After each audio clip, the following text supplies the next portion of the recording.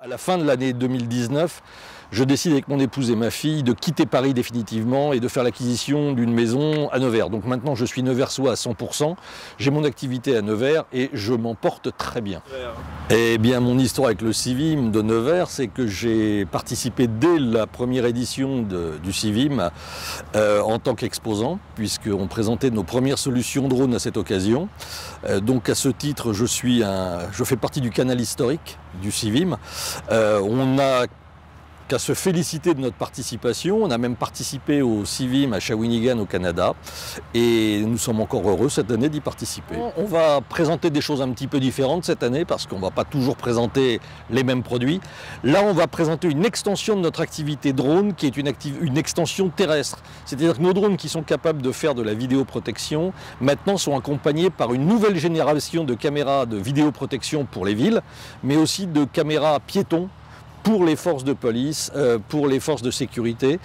Elles utilisent la même plateforme logicielle, donc aujourd'hui, une autorité peut disposer, grâce à notre solution, d'une vision aérienne, d'une vision piétonne et d'une vision de caméra de vidéoprotection, mais sans câble. Et tout ceci, toujours avec le même souci de cryptage, de fiabilité et de souplesse. Plus question d'avoir simplement un seul point où les images sont contrôlées.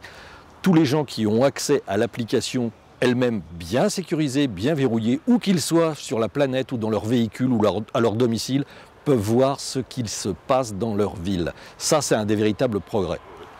Alors, en ce qui concerne les nouvelles applications de la dronique, nous, on s'est spécialisé sur le domaine de la sécurité. Ça, vous l'avez compris, puisqu'on a vu que toutes nos extensions tournent toujours dans le même secteur.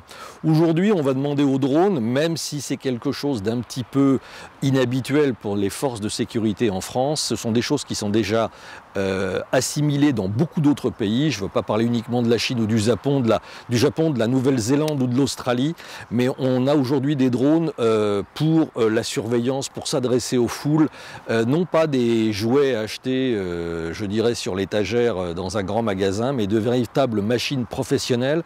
On a des machines de désinfection aussi des lieux publics qui sont en ordre de marche dans certains pays.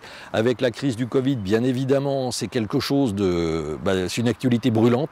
Et on voit aujourd'hui de manière automatique des drones qui vont dans les parcs publics, dans les zones les plus fréquentées, pour tous les matins asperger la chaussée ou le mobilier urbain avec des produits désinfectants.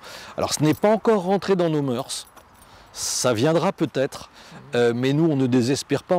Moi je suis convaincu que c'est une solution d'avenir.